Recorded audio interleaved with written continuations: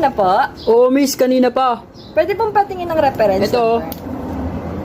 Okay. Wait lang po, check ko lang ha. Sige. Ay, nandito na po.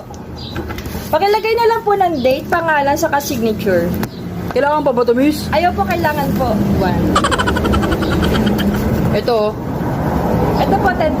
Pahin na lang po 100. Ito. Pakicheck na lang po kung tama yung amount.